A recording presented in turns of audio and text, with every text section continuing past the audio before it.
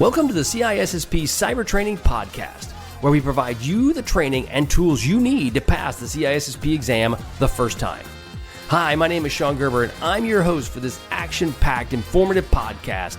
Join me each week as I provide the information you need to pass the CISSP exam and grow your cybersecurity knowledge. All right, let's get started. Good morning, it's Sean Gerber with CISSP Cyber Trading, and I hope you all are having a beautiful day today. Today is CISSP Question Thursday. So today we're going to be going over the CISSP questions that are tied to the actual podcast that was set out on Monday. The ultimate goal is to create an environment where you learn these questions based on the content that you received and you heard, so that when you take the test, it makes more sense to you. So before we get started, I was going to talk about an FBI alert on Russian threats targeting Ubiquiti routers. Now, this came out of the U.S. Cyber Command as well as the National Security Agency, and these routers are being targeted by the Russians, and otherwise known as APT-28.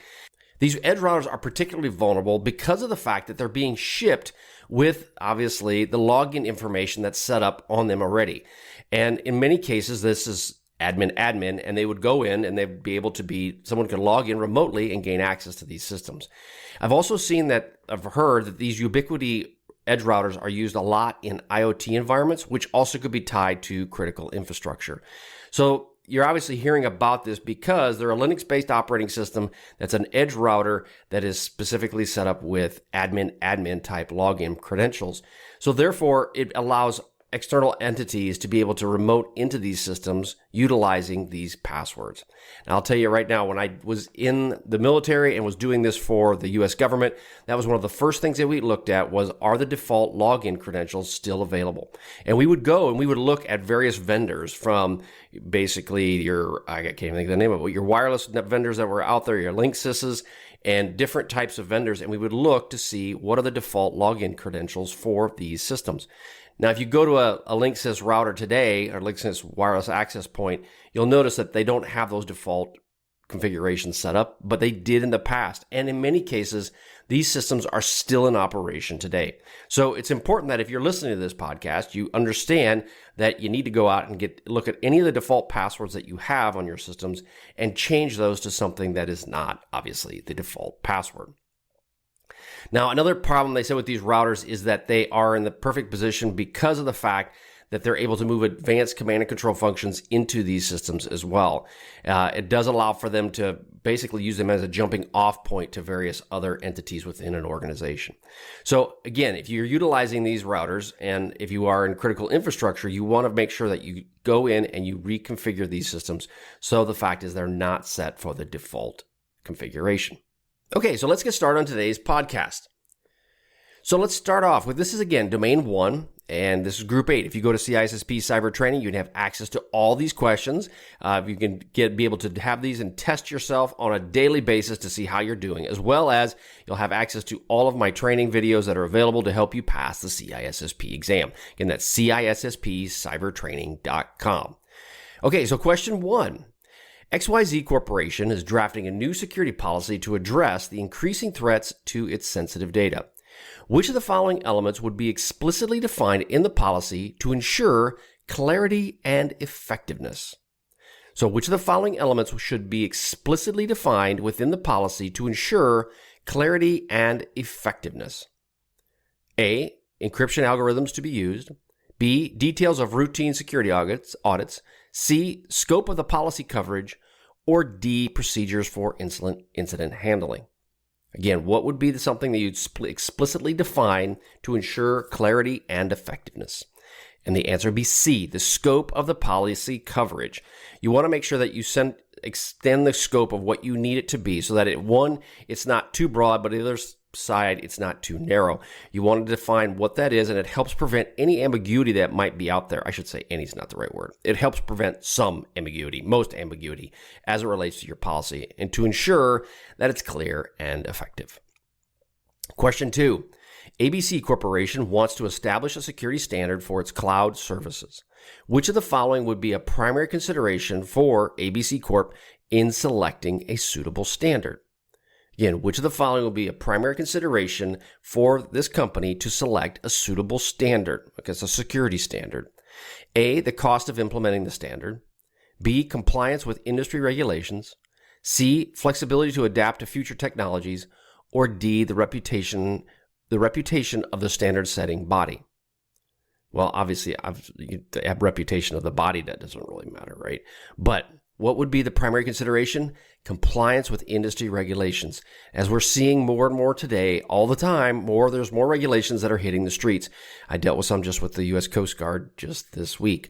So there's various compliance or industry regulations that are coming out, and therefore it's imperative that you work to have compliance with these various regulations. Question 3. This company is developing a security guideline for employees regarding remote access. Which characteristic of the guideline would be best allowed for an adaptation to different scenarios and technologies? So this company is developing security guidelines. Which characteristic of the guidelines would allow for adaptation to different scenarios and technologies? A, flexibility. B, specificity. I can't think of it. Specific stuff. Mandatory compliance and complexity. Which of the characteristics of the guidelines would best allow for adaptation to different scenarios and technologies? And the answer is A, flexibility. Flexibility does allow for the adaptation of different scenarios and technologies. You want it to that's what guidelines are working for, is to help some flexibility in there. So that way it ensures that they remain relevant and effective across various diverse environments. Okay, GHI Corp is reviewing its security procedures to ensure effective incident response. Which type of procedure should GHI Corp prioritize and handle unforeseen security breaches? So what kind of procedure should they prioritize to handle unforeseen security breaches? A, preventive procedures. C, corrective procedures. C, routine procededures, or D, emergency procedures. Okay, unforeseen security breaches, what would that be? It would be D, an emergency procedure. Emergency procedures are designed to address unforeseen security breaches swiftly and effectively. Well, I don't know about effectively, but they are swiftly, right? Yeah, when you deal with one, you'll realize real quickly that what you have in place isn't what you need, but at least you have something to go by. I think it was Mike Tyson made a comment. He said, you have a plan going into the ring until you get hit in the face, and then your plan goes out the window. So same kind of concept. Okay, question 5. JKL Corporation is implementing an AI-driven threat detection system. Which aspect should JKL Corp focus on ensuring that the trust and accountability of its AI applications? A, algorithmic. See, I can't. These are big $10 words. As you know, it's like 5 a.m. when I'm doing this, so I'm half asleep. Algorithmic complexity. B, model explainability. C, data diversity. And D, training duration. Okay, so which should, to ensure the trust and accountability of its AI applications, what should they focus on? And the answer is B, model explainability. Okay, so we didn't really talk about this too much on the podcast, but the overall with AI is you want to have the ability to explain the model. You don't want it to have these secret things that are in place. I know Google just ran into that today or this week where they have a secret kind of protocol in place of some kind. I don't understand that part, but they basically do. And it's supposedly it picks out, I don't understand it. It doesn't show white people. It shows other people of color. I don't get it. Don't understand it, but you want to be able to explain the model, whatever it is. And if you can ensure that you can explain the model, then it will show that you have trust and accountability with your AI applications. And it allows for the stakeholders to understand how AI makes decisions, which is essential for building and verifying the integrity of the system. Question 6, MNO Corp is migrating its infrastructure to the cloud. Which standard would be most relevant for ensuring security of its cloud services? Okay, so which standard would be the most relevant for ensuring security of its cloud services? So if you're looking at standards, what would be a potential standard? Now, there's various ISO standards around the cloud piece of this, but one that they're talking about, we'll deal with the questions, is ISO 27001. The other one is IEEE 802.11, NIST Special Publication 853, or PCI DSS. So again, when you're talking about the standard, which one would be for cloud services? Well, you can throw out the NIST Special Publication 853 could be considered one, maybe, but realistically, the one that you want to consider is ISO 27001. It does make it suitable for cloud services. It's a comprehensive framework overall. There are specific frameworks. I think it was 27018 is a cloud specific framework, but 27001 will definitely get you into the right ballpark. Question 7. PQR Corp is establishing a baseline for its network configurations. Which component of this baseline would help to identify deviations from the desired state? A, performance baseline. B, risk baseline. C, configuration baseline, or D, compliance baseline. So we're establishing a baseline for its network configurations. Which component of the baseline would help identify deviations from the desired state? Okay, so if you want to know the deviations from a desired state, you want to look at how is it configured, right? So the answer would be C, configuration baseline. Configuration baseline will specify the desired state, making it essential for identifying any deviations that may exist. That allows your organization to detect and address deviations from the desired state, helping maintain security and stability. Yes, that's the configuration. But if you know your configuration state, then you know how it deviates from that, right? If you didn't know that, then it would be kind of hard to determine where you deviated from. Which characteristic of a guideline ensures they provide actionable recommendations without being overly prescriptive? Okay, which characteristic of the guideline ensures they provide actionable recommendations without being too prescriptive? A, mandatory compliance. B, flexibility. C, specificity. Yeah, specifics, right? Okay, too early. And then D, complexity. So actionable recommendations without being prescriptive, it is obviously, we talked about this a little bit before in a different kind of question, flexibility. It does allow that to happen when you're dealing with guidelines. Question 9. STU Corp wants to develop guidelines to secure password management. Which type of guideline would provide specific recommendations tailored to different user roles? A, specific guideline. B, general guideline. C, mandatory guideline, or D, flexible guideline. Again, which guidelines to us for secure password management, which would provide specific recommendations tailored to different user roles. And you'd want a specific guideline, again, obviously around secure password management. And you'd want that to be very specific to what it does. You wouldn't want it to be really general and you're dealing with passwords and kind of make it all into one big bundle. You'd want to avoid that. When you're dealing with something that's passwords that is specifically you want an employee to do a specific task, then you'd want a very specific guideline on what you want them to and how you want them to accomplish that. Which advantage of using baselines helps organizations identify vulnerabilities and misconfigurations? Okay, which advantage of using baselines helps organizations identify potential vulnerabilities and misconfigurations? A, enhanced accountability. B, improved performance. C, increased visibility. Or D, streamlined compliance. Okay, which advantage of a baseline helps organizations identify potential vulnerabilities and misconfigurations? Well, when you're trying to determine something like that, you want to understand the visibility behind it. And they provide baselines will provide a reference point for a desired state of where you want to go. By comparing the desired state to configurations against the baseline, you can determine any deviations or discrepancies, and then thus gives you visibility into your vulnerabilities and potential misconfigurations. So visibility allows for this, and that's what you want, specifically as it relates to this question. Which guideline should an organization follow to ensure security of their cloud deployment? Okay, again, something that's very specific, cloud deployment. A, general guideline. C, specific guideline. Or that's B, specific guideline. C, mandatory guideline. Or D, flexible guideline.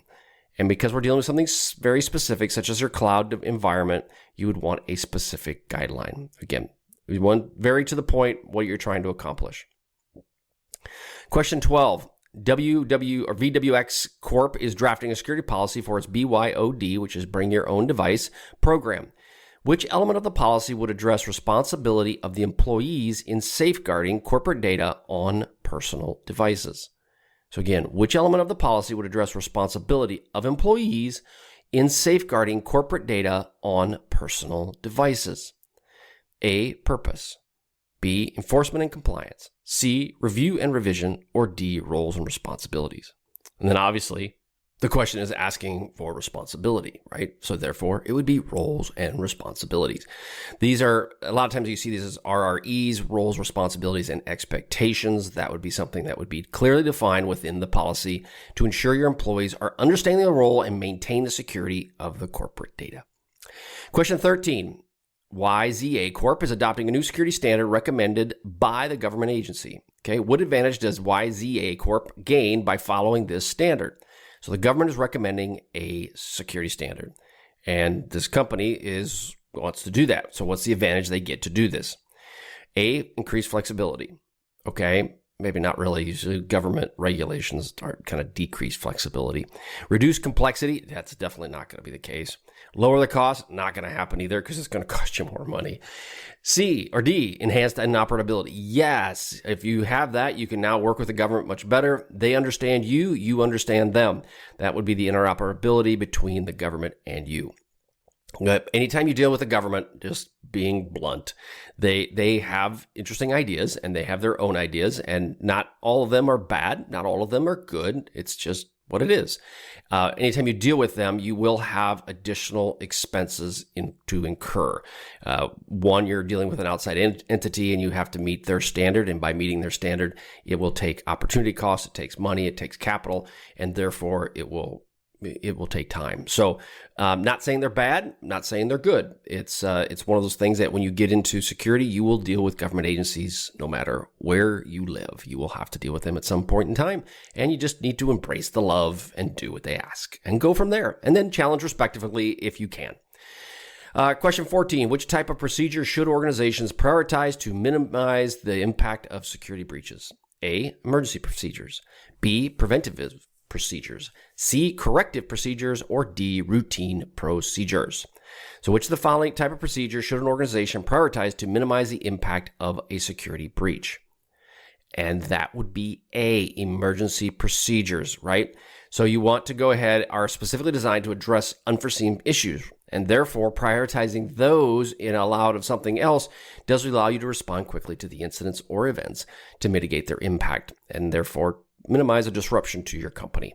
So again, a well-defined emergency procedures or incident response plan is very important to your organization, and you should highly recommend stressing to get that completed. Last question. What aspects should organizations focus on to ensure the reliability and effectiveness of AI-driven anomaly detection systems? A, algorithmic diversity. See, I couldn't say that. See, it's too early. B, model explainability. C, data volume. Or D, training frequency. Again, which aspect of an organization focus on ensuring reliability and effectiveness of AI-driven anomaly detection systems? Again, which aspect? So, kind of comes back to AI-driven again.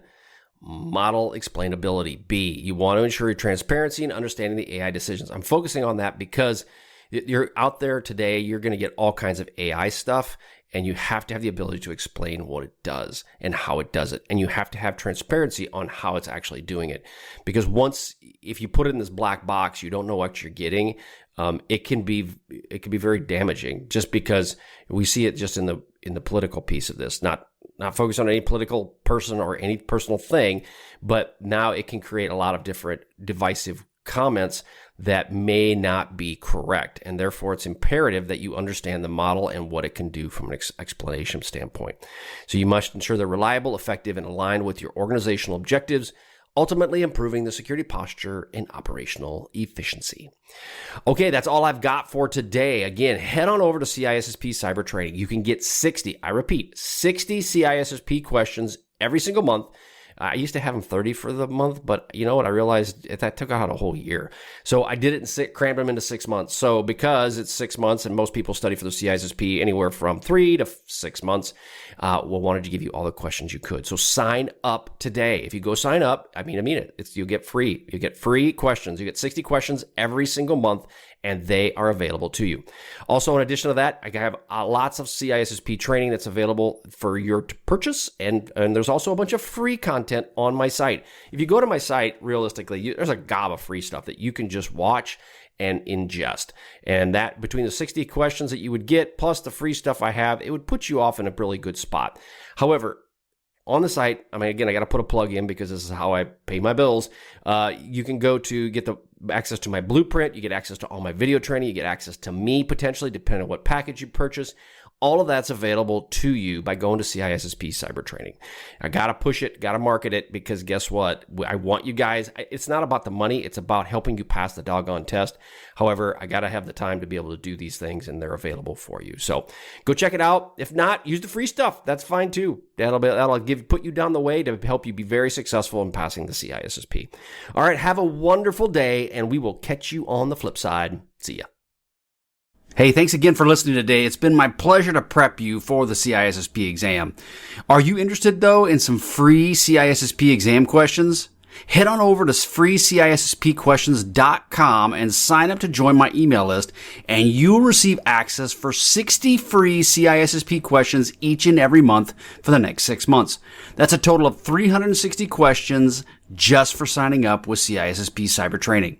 You'll also gain access to other free CISSP resources, so just head on over to freecisspquestions.com and sign up, or head on over to CISSPcybertraining.com and sign up today. Have a wonderful day, and we will catch you on the flip side. See ya.